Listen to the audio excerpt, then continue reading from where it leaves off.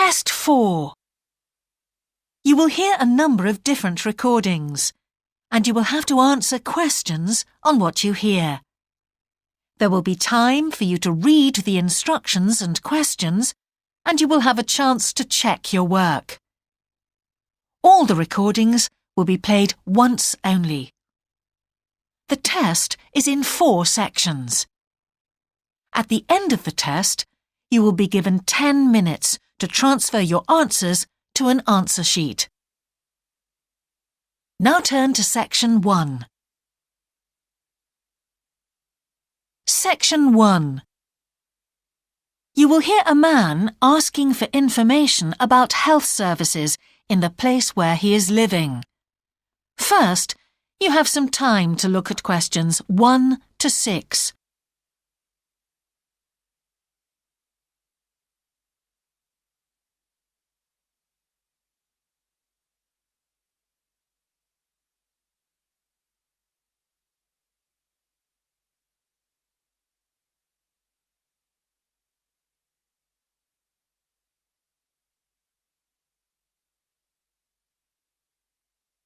You will see that there is an example that has been done for you.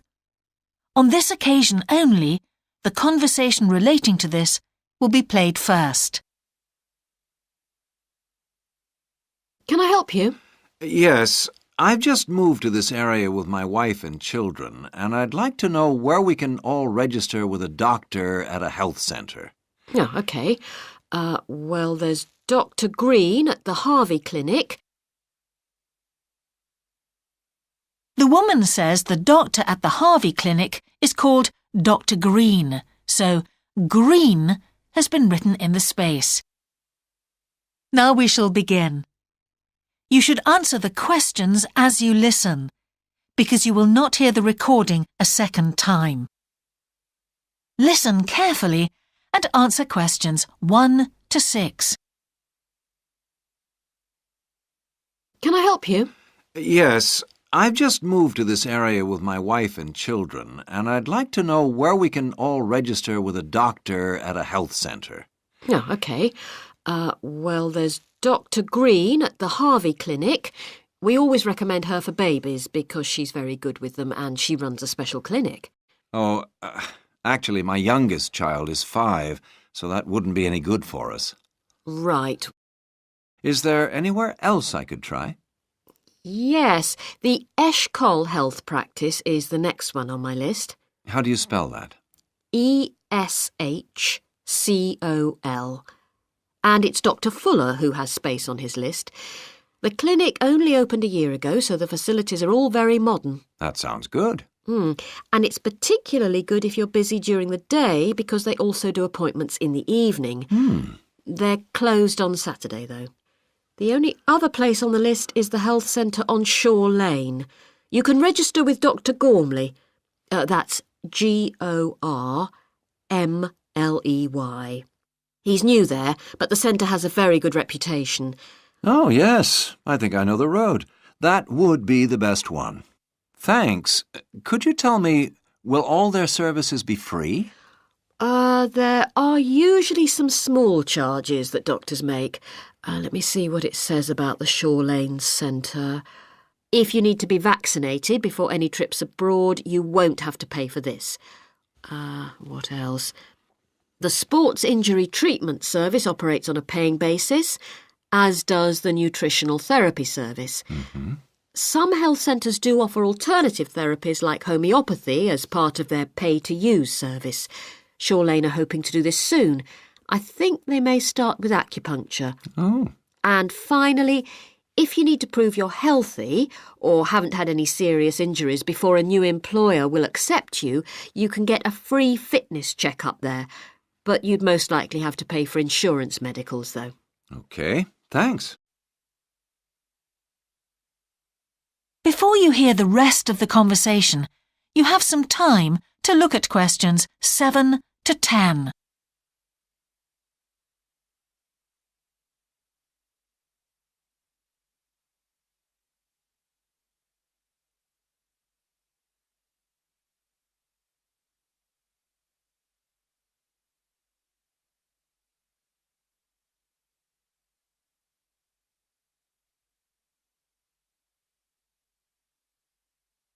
Now listen and answer questions 7 to 10. You might also be interested to know the centre is running a pilot scheme of talks for patients. I've got the list here. Actually, they look very interesting. What sort of things? Well, the first one's about giving up smoking. It's next week, the 25th of February at 7 p.m, and that's in room 4. It says the talk will stress the health benefits, particularly for people with asthma or heart disease. That sounds very interesting. There's also a talk for families with children. It's on healthy eating and takes place on the 1st of March at 5 o'clock. Will that be at the health centre? Actually, it's at the primary school on Shore Lane. I imagine they're inviting the parents of pupils there. It says here, all welcome. I might go to that if I have time. There's a couple of other talks. One giving advice about how to avoid injuries while doing exercise. It's on the 9th of March. Oh, it's a late afternoon talk at 4:30, and it'll be in room 6. It also says the talk is suitable for all ages. And finally, there's a talk called Stress Management, which is on the... That is the end of section 1. You now have half a minute to check your answers.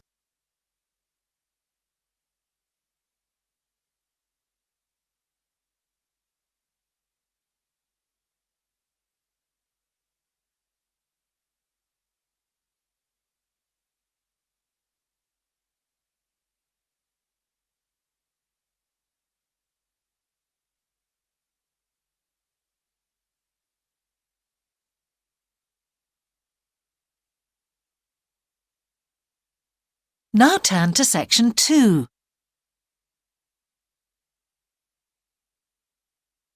Section 2. You will hear a man who owns a holiday home talking on the phone to a woman who is staying there. First, you have some time to look at questions 11 to 13.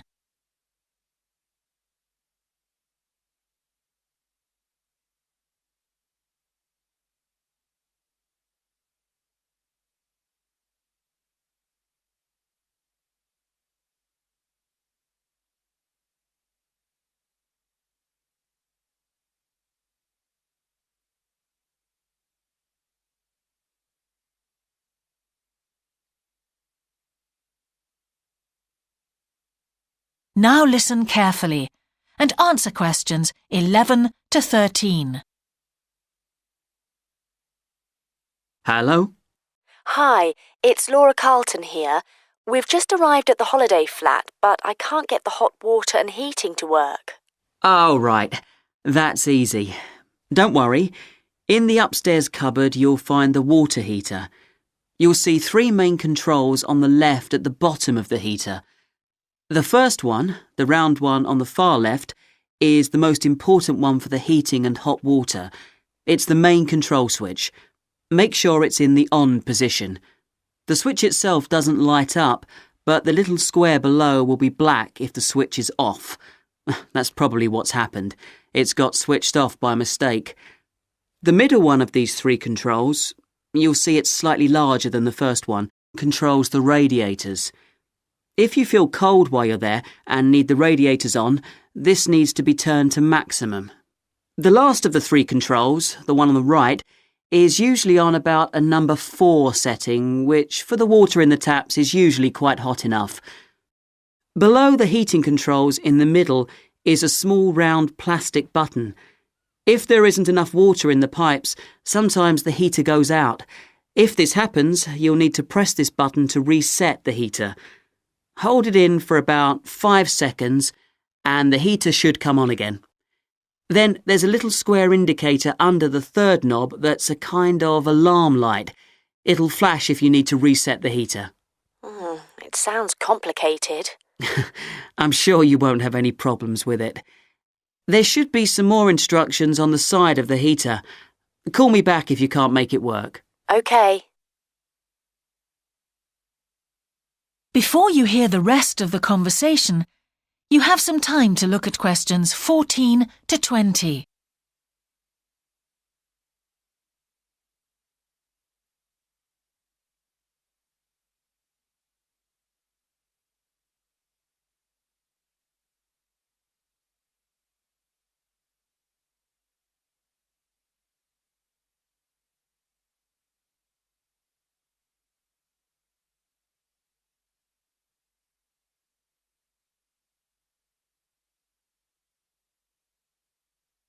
Now listen and answer questions 14 to 20. While you're on the phone, we haven't managed to find a few things we need, like extra pillows for the beds and some washing powder. Is there any here? Pillows, yes. If you look in the cupboard, the large white one upstairs, to the left of the bathroom door, there should be 4 or 5 on the top shelf. And if you want to do some washing, there's some powder for that, probably by the back door. There's a kind of shelf there above the sink. In fact, I'm sure there's some there in a large blue box. You need about half a cupful for each wash. Oh, and that reminds me. The spare key to the back door is hanging on a hook on the wall by the sitting room window. Please make sure to put it back when you've used it. The previous guest lost it in the garden and I had to get another one made. And if you have any trouble with the lamps, you'll find some spare bulbs in a large cardboard box. It's on top of the washing machine with all kinds of useful things in it. Oh, and another thing I forgot to mention when we last spoke. Yes? I've left you a local map so you'll be able to find your way around easily. It shows the whole area. I put it in the top drawer of the chest under the TV in your bedroom. There's a whole file of local information in there too. Thanks. What about visiting the town? Can you give us any advice? Yes, you'll need to take the car. It's too far to walk from the flat, really. You have to pay to leave your car in all the car parks now, I'm afraid. I like the one that's by the station best, and you can walk to the town centre from there in 5 minutes. That's where all the best restaurants are. But if you want a takeaway, the Italian one does really good pasta and pizzas. Call 732281 for that one, or 766119 for the Chinese. They're both good, and they'll both deliver to the flat. As for places to visit, yes, do go and see the Railway Museum. The exhibition is small, but really good. It gets very crowded on Sundays, so I suggest you visit it on a quieter day, later in the week, but not on Thursdays, which is market day. You won't find anywhere to park. And it's also the only day of the week when they're not open. Anything else? Not for the moment. Thanks. That is the end of section 2. You now have half a minute to check your answers.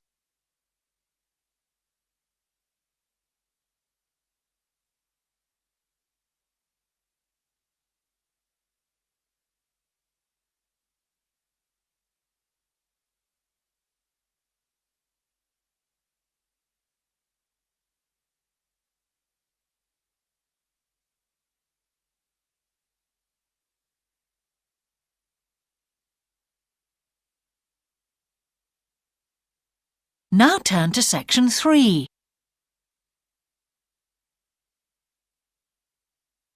Section 3. You will hear a conversation between an English teacher called Paul and a former student of his called Kira. First, you have some time to look at questions 21 to 25.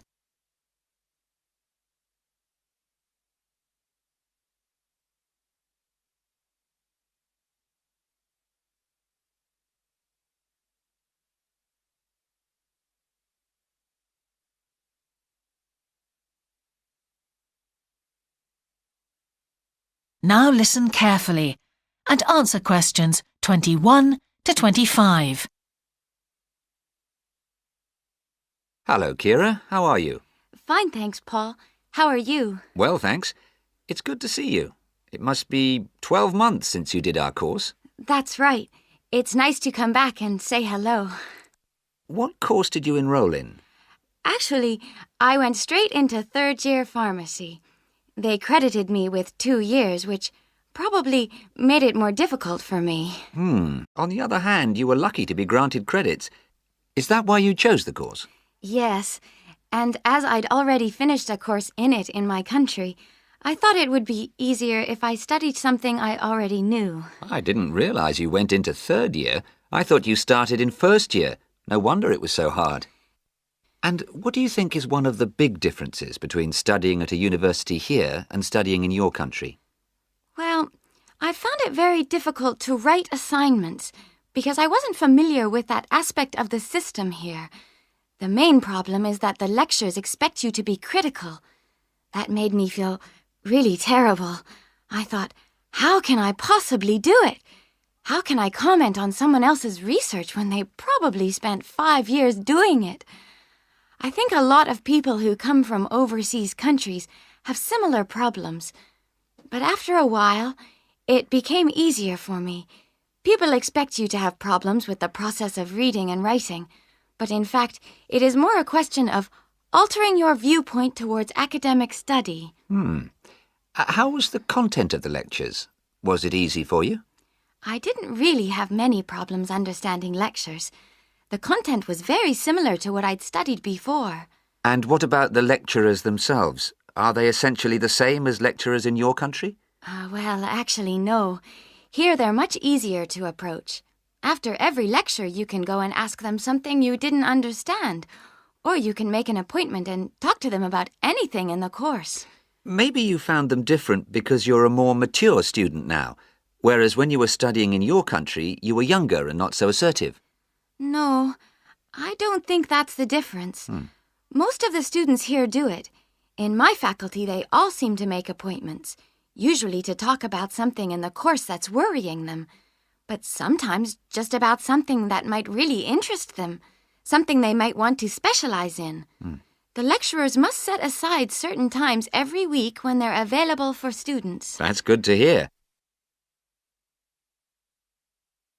Before you hear the rest of the conversation, you have some time to look at questions 26 to 30.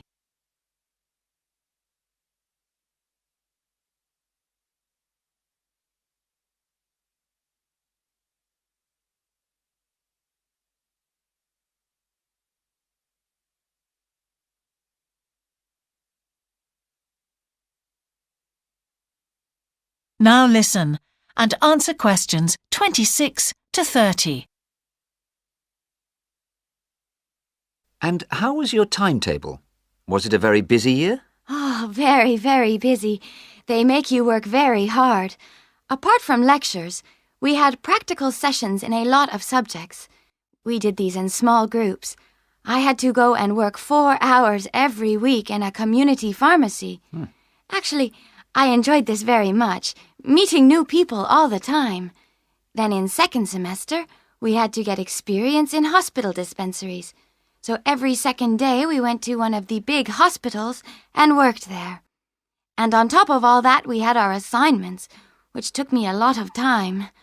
Oh, I nearly forgot. Between first and second semesters, we had to work full-time for 2 weeks in a hospital. That does sound a very heavy year. So, are you pleased now that you did it? Do you feel some sense of achievement? Yeah, I do feel much more confident, which I suppose is the most important thing. And have you got any recommendations for people who are studying from overseas? Well, I suppose they need very good English. It would be much better if they spent more time learning English before they enter the university, because you can be in big trouble if you don't understand what people are saying and you haven't got time to translate. Anything else? Well, as I said before, the biggest problem for me was lack of familiarity with the education system here. It sounds as if it was a real challenge. Congratulations, Kira. Thanks, Paul. That is the end of section 3. You now have half a minute to check your answers.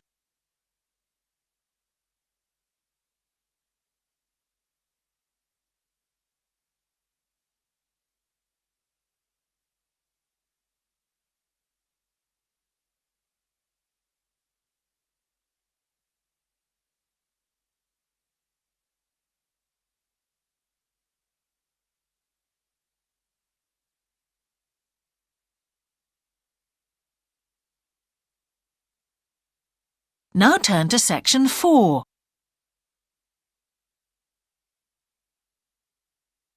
Section 4. You will hear a talk about a project on the wildlife found in city gardens in Britain. First, you have some time to look at questions 31 to 40.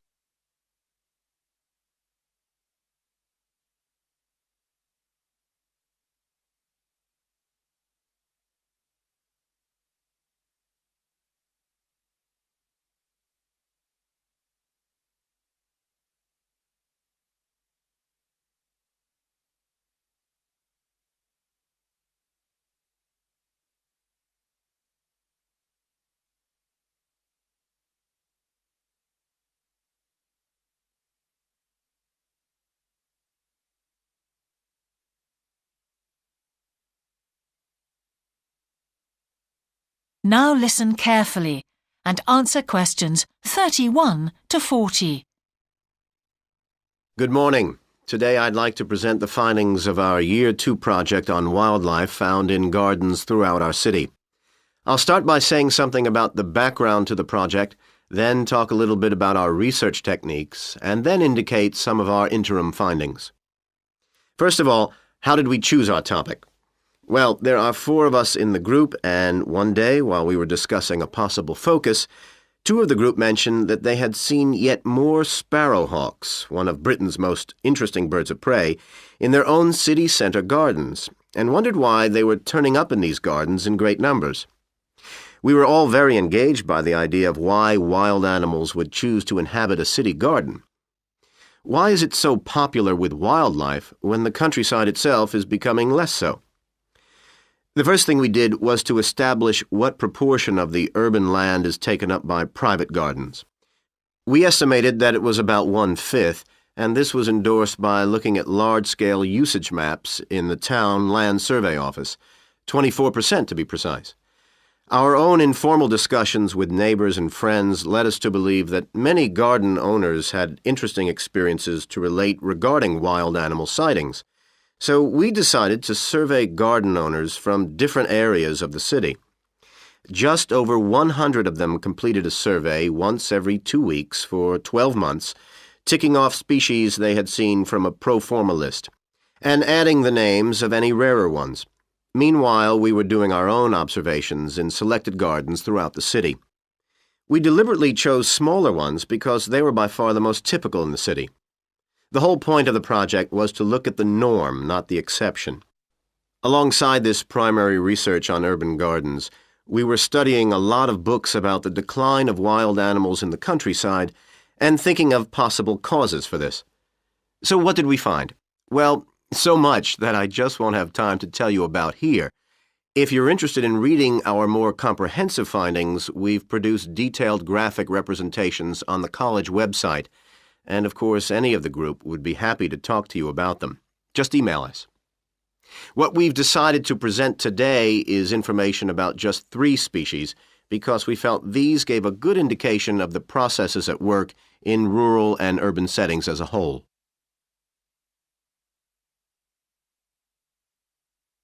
The first species to generate a lot of interesting information was frogs, and there was a clear pattern here. They proliferate where there is suitable water.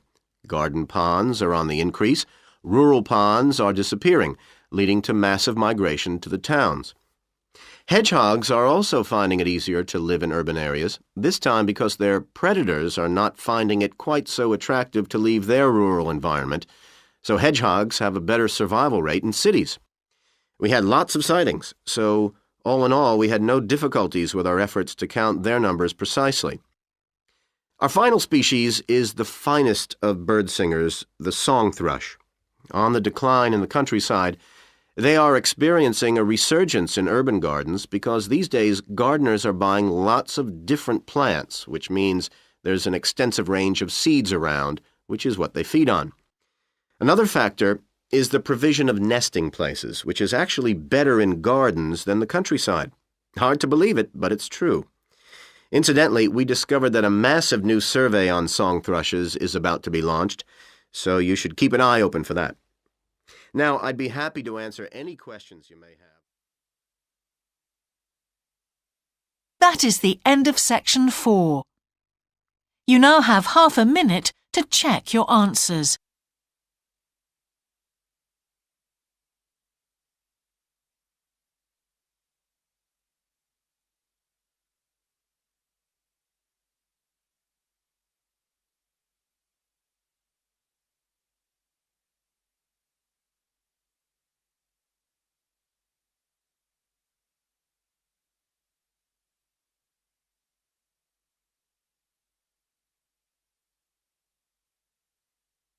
That is the end of the listening test. In the IELTS test, you would now have 10 minutes to transfer your answers to the answer sheet.